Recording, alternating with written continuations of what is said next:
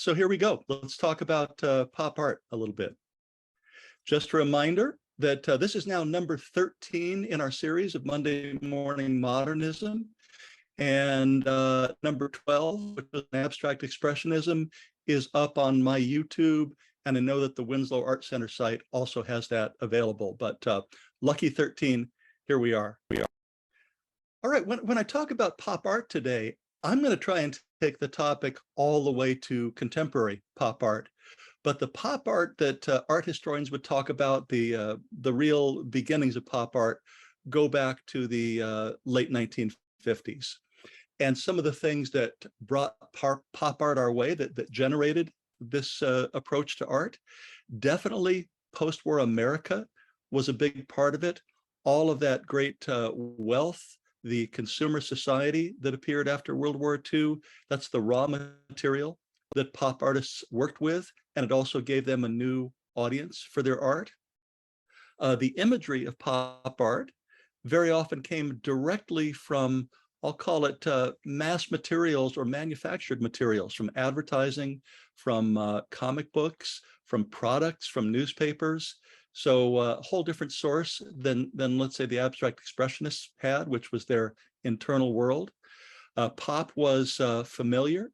It had a sense of humor, and it was very, very hip. And it didn't take very long for it to become the new dominant art form in New York, displacing abstract expressionism. So interestingly, I'll talk about pop art as an American movement, but the artist whose work maybe gave it a nudge and also gave the movement a name was Richard Hamilton, a British artist who worked in a kind of a satirical Dada vein. And this collage actually gave pop art its name. And you can see it has this sarcastic title, "What is it that makes today's homes so appealing?"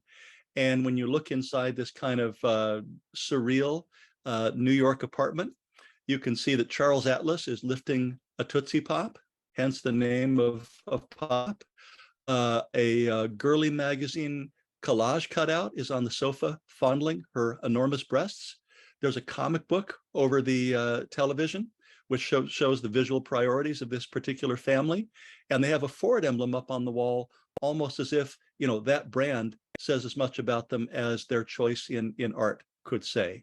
And it's all being recorded while the maid vacuums the stairs. So there's a lot of compressed hilarity and satire.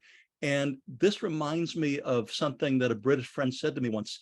Years and years ago, I worked in a restaurant where I was a busboy, and we had a really terrific British chef. I trained at the Cordon Bleu, a real European master chef. And I asked him one day, I said, "What do you consider the greatest American food invention?" And he said to me, deadpan, he said, "The frozen chocolate-covered nut-rolled banana." And I'll just leave that there as kind of a pop statement in the vein of Richard Hamilton. If you like that image, you want to think about where it might have come from. And some of you maybe way back to your childhoods, or you can ask your parents or grandparents, remember the kind of pulp magazines that might have featured Jane Mansfield or Marilyn Monroe, or the ads in the back of comics that urged guys to put on some weight and not be skinny on the beach anymore. And of course, comic books. I have to tell everybody that when I look at comic books, I look at them a little bit longingly, because when I was 6 or 7, my mother took away my stack of Disney comic books because she thought that comics were not highbrow enough. Look at the vibe of these comic books. I have to think hard about the idea that Atomic War could make a comic. There are many, many memes and variations on Richard Hamilton's work, and use Google if you want to delight yourself a little bit later. But I found a recent one that a digital artist had put together where SpongeBob replaces the painting and Brad Pitt replaces Charles Atlas. So the true father, or maybe the best known, the progenitor of pop art in America, has to be Andy Warhol. And I'm going to say straight out, just to kind of give you my bias, because I think my bias is going to cover the presentation, that I do think Andy Warhol was a genius. because that's talked about a lot. What's his real position and what's his real status? But I tend to think of him as being a genius as an observer of people and a kind of sociologist. As an artist, I feel like he did damage. So that's, my personal point of view, and I'll try to flesh that out a little bit more as we look at his art and talk about it. Some of you may have heard a little bit of his backstory. He was a sickly child who, as a lot of sick kids do, grew up making art and was looked after by his mother and his beloved older brother after his father died. His mother actually came with him to New York City when his career as an illustrator after art school. And that is her handwriting down there on this illustration that he did for a shoe ad. So they were collaborators for a while as his career took off. And Warhol was successful very, very quickly and very, very early. He became a famous commercial illustrator in a very, very short span of time. But at the suggestion of friends, and keep in mind, Warhol was a very, very receptive person. He was a great listener, always paying attention to what others were saying. His friends began to talk about the way that he could make fine art. And he decided or intuited that the way into fine art was to come up with a completely different kind of imagery. And he went to the newspaper for that. And here you can see that this early painting is just an ad clipped out of, the equivalent of a Home Depot flyer, water heater for $55. And he hand painted that, even with drips, onto a canvas. And when someone asked him, why does a painting like that have drips? He referred to abstract expressionism. He said, well, a painting has to have drips. That's the style right now, kind of tongue in cheek. But what really made the aesthetic of his work and what made his mass production possible was photo silk screening, which was a relatively new technology.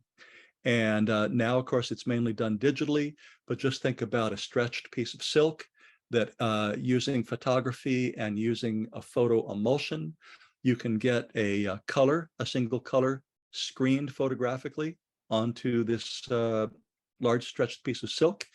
You use a brayer to squeeze ink through it, and you can make an image many, many times.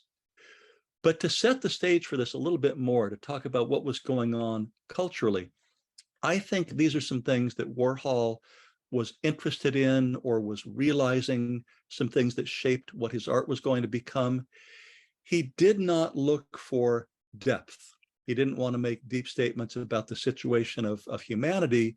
He felt that American consumers had a taste for the surface of things. And I'm going to mention Marshall McLuhan. I'm going to say more about him in a moment. But McLuhan's ideas about the changes in society and in media society, especially his idea that there was now a global village, that people were connected through media and connected in a way they hadn't been put together before. Warhol saw that he could make a mass art that could connect people across culture and place. He felt that mass-produced art was right for a mass culture that enjoyed consumption and products so very much. And also, first as a closeted gay man, and then later as I'd say a semi-out gay man, he had an outsider perspective and he had a voyeuristic perspective. And by watching and observing mainstream culture very, very carefully, he was also a kind of a social critic in his art, because he showed people, what he thought they were looking at, and he would get it right. Just mentioning Marshall McLuhan, and he's worth a whole seminar or a whole lecture. His most famous idea is that the medium is the message. And when I talked about surrealism, I told the audience that I thought Sigmund Freud was the crucial cultural figure for that movement. I would say Marshall McLuhan is the crucial cultural figure for pop art. His ideas absolutely influenced the artists who took up this way of making art. So with the silk screening process, Warhol began to make works like this one amazingly bland and amazingly fresh at the same time, rows and rows of Coke bottles. And each one is an individual silk screen with two colors, with a gray green and then with a black. And you notice that when they're screened, Warhol didn't make them entirely identical. They have little differences of registration, or how much ink was on the screen, or, was the screen a little bit crooked when you see these up close.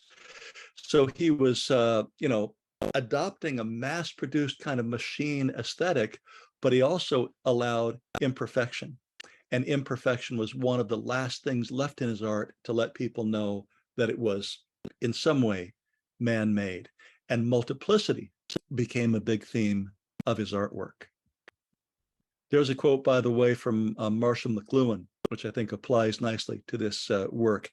McLuhan thought that advertising is and was the greatest art form of the 20th century. A big thought. Talking about Warhol, the voyeur, he really understood that we are fascinated by tragedy. And he found all kinds of ways to bring tragedy into his work and to get our attention to it. For example, this image of the electric chair, this one is blue, but he did it with various different colors, almost to make an ironic statement that you could have a picture of the electric chair. You could have a Warhol electric chair in your fancy New York apartment, but you could have it in the colors that worked with your decor. So there's something very shallow about it, and there's something very profound about it at the same time. He did a series of tragedies that were based on horrific car accidents with newspaper photos that were turned into giant silk screens.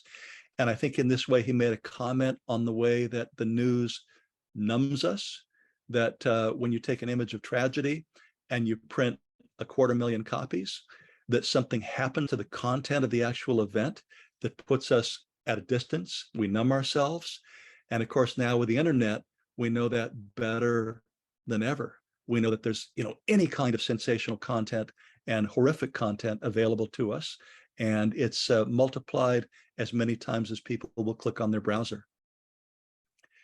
He felt that celebrity was also something to be multiplied, something that could be turned into art.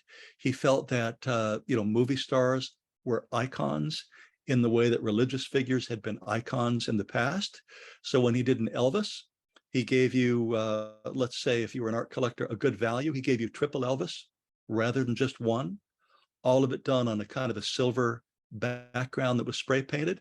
And you might be interested to know that Warhol's studio, which he called the factory, was entirely spray painted silver. So same color as the background of his canvas. Who would have thought of making food poisoning, death by bad tuna, the subject matter for a work of art? But here it is. Again, kind of multiplied for numbing effect in a large canvas serigraph work. And when John Kennedy was shot, Warhol found himself fascinated by Jackie Kennedy. He had just been working on a silkscreen of her, and he took both images of her before the assassination, where she is, the first lady and living in this place of beauty and power, an icon to all Americans. Then he also took a screen of her in grief and numbness, in tragedy, and he interspersed them. And he kind of made the point that in the news, in the media society, all this range of emotions from tragedy to joy are grist for the mill. They're all things that we turn the pages of magazine back then or click on a browser now and make our way through, sometimes with very, very little reaction. So he had a groundbreaking exhibition that actually took place in Los Angeles. It took place in the early 60s at Irving Blum Gallery on La Cienega Boulevard. And other galleries wouldn't show this series, but Irving Blum did. And there were 32 of these small paintings of Campbell soup cans. And the only difference from canvas to canvas is the name of the soup, the title of the soup that's inside. So there's tomato, there's chicken with rice, there's consomme, there's vegetable beef. I don't think I have to keep going. Warhol said later that as a boy, living, in near poverty after his father died, that Campbell soup was something he really loved. So he had a real affection for this. But in artistic terms, it creates something absolutely regular, which puzzled people. And there's a story that down the street at another gallery, a few blocks down from Irving Bloom, another art dealer put an actual can of Campbell soup out in the window of his gallery and marked it at 99 cents and said, buy this, it's the same thing and it's a better value. So that's the kind of humor that it generated. He did Brillo boxes. So that is what, if you ask, did Warhol do sculpture? Yes, he did. Plywood boxes, serigraphed to look like shipping cartons. Even the atomic bomb nuclear tests were grist for his mill. I mean, something just sublimely powerful and disturbing and tragic, something that marks the 20th century, could be multiplied and made suitable for the gallery. When you look at Warhol's Marilyn Monroe, which is one of his most desirable images for art collectors, there's so much going on. I think that with Warhol, one of the things you can think about his work is, yes, it goes shallow, but then paradoxically, it raises all kinds of questions. There's a certain kind of a depth at maybe at the same time. So his Marilyn Monroe shows us a woman who had become immensely famous, but the way he applies the area of color is clown-like. And I've heard it said that sometimes the Marilyn Monroe images almost look like a drag queen. They have a very artificial, very stilted aesthetic. And of course, he would vary this in scale, vary it in color, all kinds of different patterns, and puts it in front of you and lets you consider, how do you feel about Marilyn Monroe as an icon, and what is Warhol trying to say about her? Warhol, there's so much to say about him. He was a filmmaker. He often made films that were very, very incredibly bland, like one of a toe that had a fly on it, and the fly walked across the man's body, and that was the film. He was the founder of Interview magazine, which became very successful, kind of a progenitor of celebrity magazines, of contemporary magazines. He was of Eastern European parentage, went to a Catholic church, and I do think that something that is present in his art is a quasi-religious feeling. This feeling that the icons of the movie industry have something in common with the icons of the Catholic faith. Anyway, so much to say about Warhol, but he really, really marks the beginnings of pop.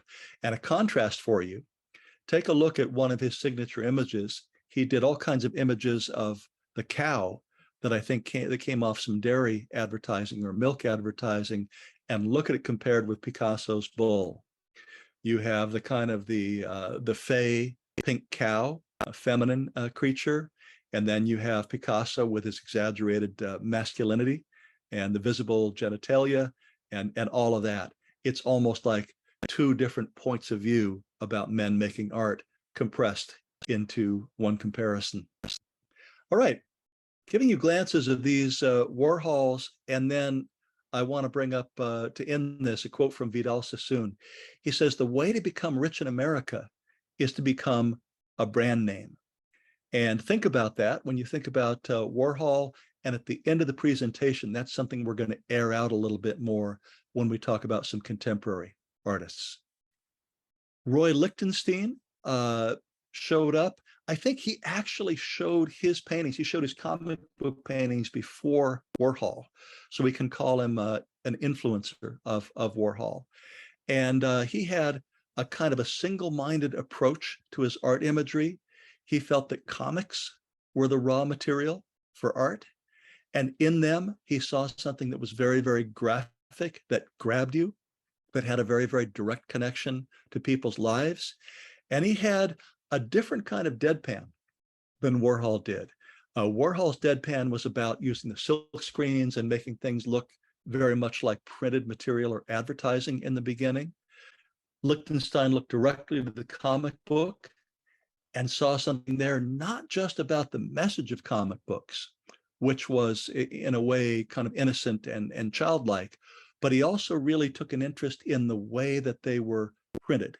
He wanted his canvases to look like they had been printed in a comic book, and they had the Ben-Day dots, the 3 colored dots that make up the colors in color printing, early color printing, showing up as part of the aesthetic of his canvases. He also had a lot of melodrama, maybe a different feeling than the drama in Warhol. In this one, I don't care, I'd rather sink than call Brad for help, as a woman disappears under the waves. Another one about hopelessness. And there's a nice collision in the brightness of the medium, the boldness of the comic, and then the compressed tragedy of the subject matter. There's the Ben-Day dots. So you can see what, you know, printed comic book looked like. And when you see a Lichtenstein close up, he used stencil pieces of paper that allowed him to make the dots through the stencil. You know, if you wonder, in what ways pop parody abstract expressionism? Here's a great example. This is a series that I think Lichtenstein did in the 70s. He did just brushstrokes. He tried to take a juicy brushstroke like Willem de Kooning would have done and compress it into a graphic. And even the drips have become an abbreviated graphic. So what does he think about spontaneity? And what's he think about a brushstroke having all this feeling in it? The answer is he can manufacture that. And he can make a deadpan response. He can make a kind of an intellectual painting in response to a hot, emotional painting. He can parody Picasso in his own way. He did series after Monet. He did Monet haystacks in Ben-Day dots. He did Picasso in Ben-Day dots. It's almost like he just saw anything in popular culture and in artistic culture as his raw material.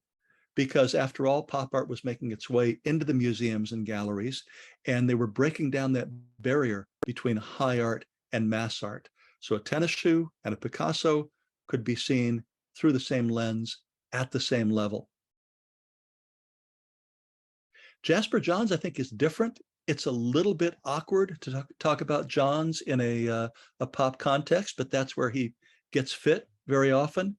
Honestly, his point of view, his aesthetic was really a Dada aesthetic. There was a lot of intellectual challenge. There is a lot of intellectual challenge in Johns's work. When he began making his flags, and these flags, by the way, they're made with fragments of newspaper and encaustic, which is hot wax. So in a sense, they really are collages. I think Johns knew he was dealing with loaded material. He knew he was dealing with something that had a lot of symbolic importance. But by taking it into the sphere of art, he made the flag subjective. And rather than being something you would run up a pole and salute, he's kind of asking you, well, what's your flag look like? You know, this is what my flag looks like. It's made of fragments. It's not as pure as the real American flag. And brought into the context of the gallery out of an artist's studio, it has a much more changeable meaning than the flag the way we've been, educated to experience it. And you may want to remember that the era of the mid-1950s, when Johns was making these images, and here's 3 flags, which is in the Whitney, it was the era of the McCarthy hearings. So it was a very politically loaded era, just like our era is politically divisive and loaded. And Johns also had a countercultural point of view as a homosexual. And so when he made the little plaster molds that are there in the doors that could be opened above his target, if you ask yourself, well, what are the targets of this kind of paranoid image? There's a penis, there's an ear, there's a nose, there's a foot. It's almost like the body and the senses themselves are somehow suspect in this new society. And on the one hand, the target is something that you or I could paint without too much trouble.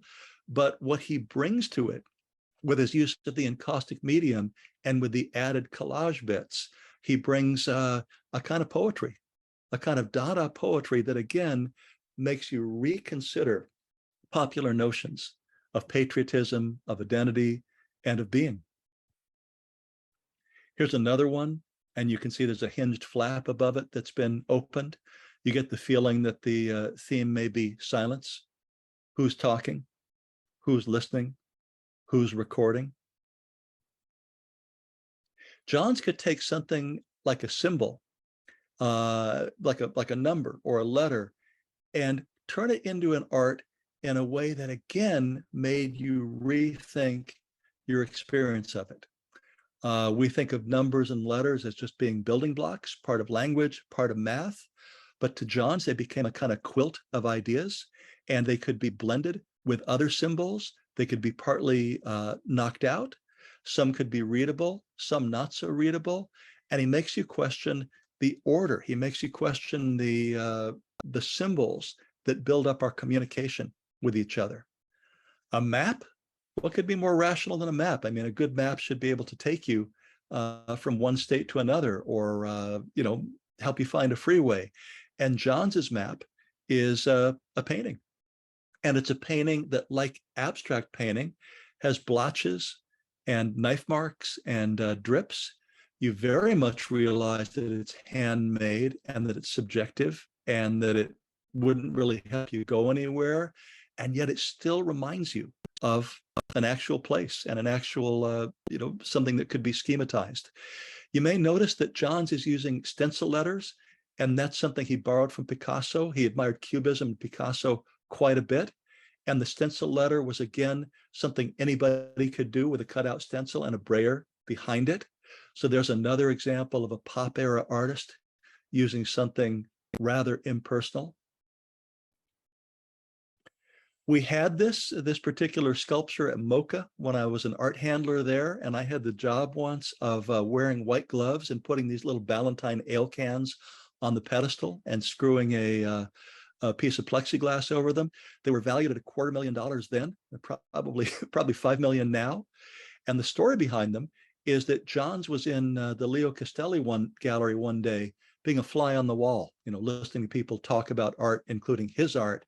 And someone gave Johns a compliment. They said, well, Johns is such an interesting artist. He could make art out of a beer can. So he went back to the studio and did exactly that, and hand painted the labels. Painting with two balls. There's definitely some puns, including some dirty puns in many of Johns's work. Robert Rauschenberg is an artist who picked up the Dada aesthetic, and early on was a partner of Jasper Johns. They lived together for a while, so their shared aesthetics and their relationship give you overlaps to consider in the art that they made. Some of the first artworks he made were on drafting paper, blueprint paper that architects used. And he would lay down figures and then expose that paper to make a monotype. So he was interested in unconventional art making methods early. And one of the things that helped him build reputation, he did some things that were kind of sensational, like crazy Dada jokes. The most expensive, or maybe one of the most expensive artists in the mid-1950s was Willem de Kooning. And Rauschenberg approached de Kooning at a party and said, I'd like to erase one of your drawings. And de Kooning thought about that and actually liked the idea, said he would, support that. And he even said to Rauschenberg, he said, I want to give you a really good drawing, so the destruction will mean something. And Rauschenberg took this drawing very, very carefully, very methodically, erased it down to nothing, and displayed it as, you guessed it, erased de Kooning drawing.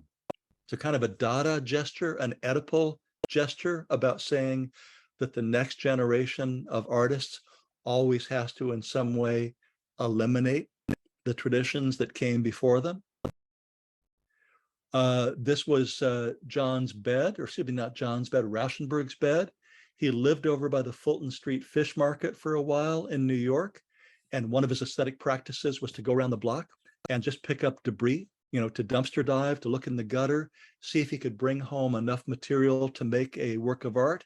And one day when he couldn't find enough to make a work of art, he nailed his bed to the wall and, slathered it with paint, wrapped his quilt around it and stapled it down. Rauschenberg found a taxidermy shop that was going out of business and bought a lot of taxidermied animals. And I'll tell you a story about another one, and then I'll tell you about the goat. Uh, there's a story that Rauschenberg taxidermied one of these animals, which was a bird, to the front of one of his pieces, and he showed it in a museum show. And a woman came up to him and was really, really disgusted by his using the taxidermied bird, and she gave him a big lecture. And she said, I don't appreciate that you're doing this. I think it's ugly. I don't like to see what was once a live animal in your artwork. I think your artwork is trash and doesn't really belong in the gallery museum. So anyways, Rauschenberg listened to this whole lecture very calmly. And when it was over, he looked at the woman. He said, with all due respect, it disgusts me that you're wearing a dead animal around your neck. And sure enough, she was wearing a mink stole. So it was sort of like, who's going to judge who in this situation? But the Angora goat has a rubber tire fitted around its body, and it is probably an analogy for for anal sex. We've got a sphincter and we've got a randy goat. I'll leave it at that. But this work of art has the distinction of being broken many, many times. People, including kids, have tried to sit on it during exhibitions. And I understand they've got a metal rod going down the back of the goat now. It's been repaired a number of times. But think about what a monogram normally is. I mean, a monogram is usually highbrow initials, a label that gives someone a certain social class. And Rauschenberg is saying, well, there's my monogram.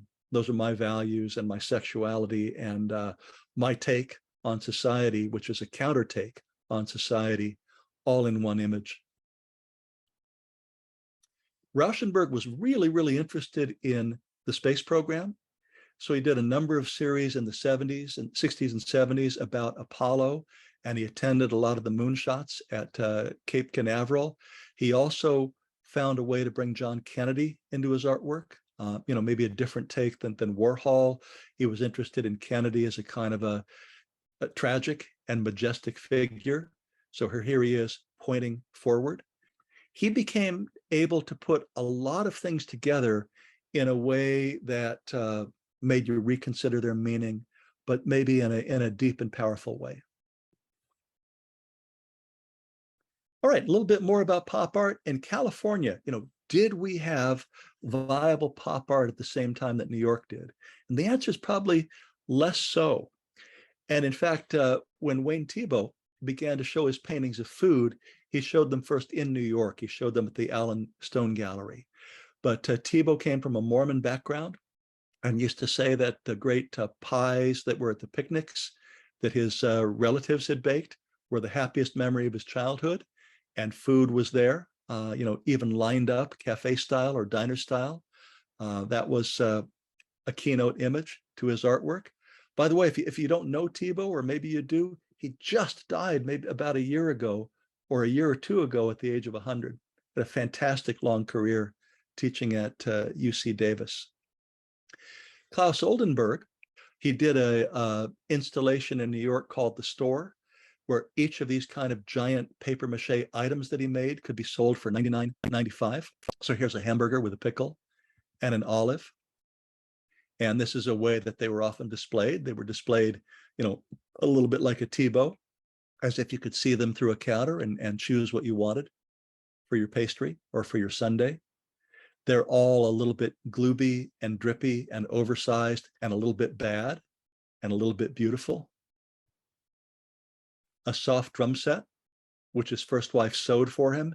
And by the way, their collaboration eventually led to divorce because she said that he did not give her enough credit. Claes Oldenburg got all the credit for the artwork. And when he later married the artist and art historian Koosje van Bruggen, she did get credit for all the collaborations she did with Oldenburg. Giant pieces of cake and a giant hamburger. Alphabet soup there on the wall. Soft toilet. Also did a soft typewriter. Everything he did was hilariously, unusable, but it reminded you of something familiar. James Rosenquist got his career start as a billboard painter.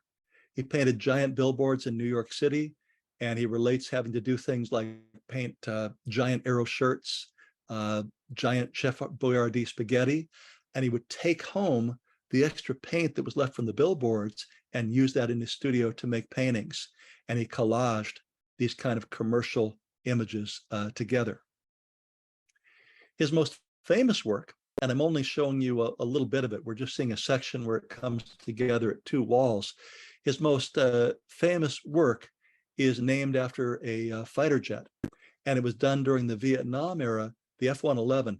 He tried to bring together American consumer society and the life of middle-class Americans along with the terror of war, and tried to put them in one painting. So we have a little girl getting her hair dried under a hairdryer that looks a little bit like it might be part of a jet, and we have a nuclear bomb blast going off under Chef Boyardee spaghetti. And it was as if Rosenquist was saying, it's all part of the fabric of American culture. It all belongs together in a painting. It all can be seen as part and parcel of American culture. Tom Wesselmann took maybe the Matissean idea, the French idea of the nude, and brought her, what would you say, into the apartment, along with real items. So he would show these with a towel on the towel bar, a real door, maybe some real tile collaged onto that. And it's if he was saying, if you want to appreciate the nude, it doesn't have to be so elite. It doesn't have to be made with highbrow materials or put in a frame. She can be brought directly into the gallery, like someone in your life with a bath mat she could step out onto. So fast forwarding now, talking about what happened to pop and what was the effect of it when other art movements maybe became more prominent. I know minimalism became very important in the early 70s. I think pop has had a tremendous afterlife, and it's a situation where pop art and artists changed things, but society was changing at the same time. But some of the values that I think I associate with pop, first of all, the idea there's no shame in becoming a wealthy or famous artist. I mean, that was part of the message of Andy Warhol. He, gloried in becoming wealthy and becoming famous. Fame was really the ultimate goal. It was what he wanted out of his art making career, and he was incredibly successful. He felt that artists should meet the demands of the market, not the other way around, where the artists tell people, moralistically or aesthetically what's good for them. It's the market that makes the art. Definitely, the idea was put out there that the artist is now a brand. And I really can't think of any artist I know working right now that hasn't thought about that at least a little bit.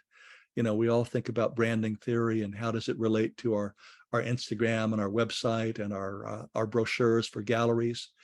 Branding is out there. Merchandising in multiples, I think, have become even more acceptable.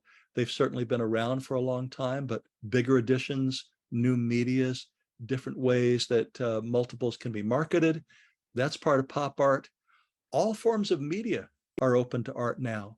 And so after pop, I think pop opened the door for, let's say, video art, for example, digital art, inflatable art. All these things have their roots in this idea of a McLuhan, that the medium is the message, that the way you make something might even be more important than the subject of the art itself. And very definitely, in the view of the pop artist, popular success beats critical success. And you can see how this has led to art critics having less power and less potency in quote unquote making careers. And I think that truly has happened. So talking about some more recent artists, Keith Haring, here he is photographed by Annie Leibovitz for Vanity Fair in the 80s, definitely was a Warholian in the sense that his complete brand and his complete personality, as you can see here in the photo, everything belonged together. And in New York City, he opened the pop shop where you could get, Keith Haring anything. And if you go on eBay now, or if you Google or you go on Amazon, all kinds of Keith Haring products are still out there. I'm imagining that the Keith Haring estate is probably wealthier now than it was during Keith's lifetime, because he started something and became a brand before he tragically passed away of AIDS. The first time I ever heard about Thomas Kinkade, I actually didn't hear about him.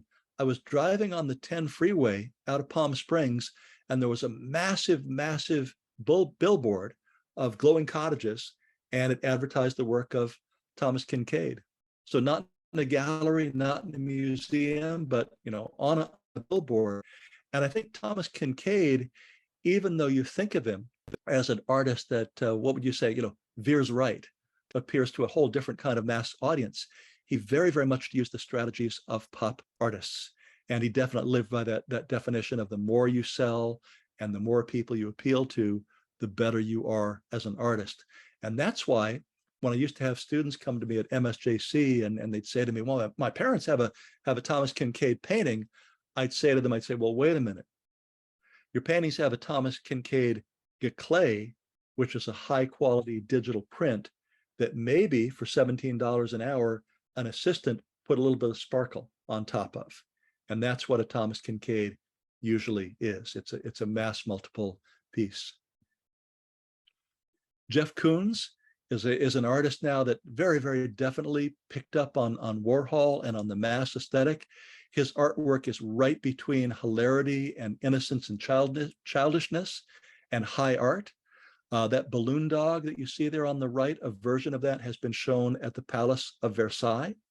And that's something to think about. Again, the intersection of high culture, European culture, with American popular culture. Here's a 43-foot tall giant ducky by a Dutch artist that floated in the Hong Kong harbor in 2013, delighting people and eventually deflating. I think that's more of the legacy of pop.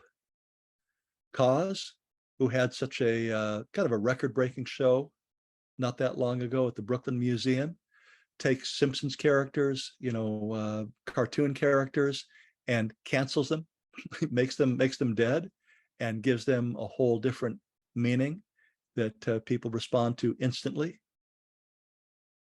And if any of you had the chance to go to the Broad Museum and see the Murakami show that was there, he has embraced it all the way from, ancient Japanese mythology to Hello Kitty and everything in between.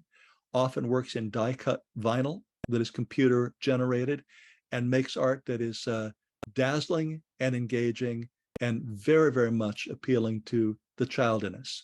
And that really is one of the things that the pop culture has understood, that our nostalgia for our childhoods, our nostalgias for the products of our childhoods, the simpler things in life, the innocent things in life, the things that are toy-like in the Dada sense, those are things that again and again will get our attention. And that said, let me go out of screen share, go back to being a talking head, and let's talk about today's material.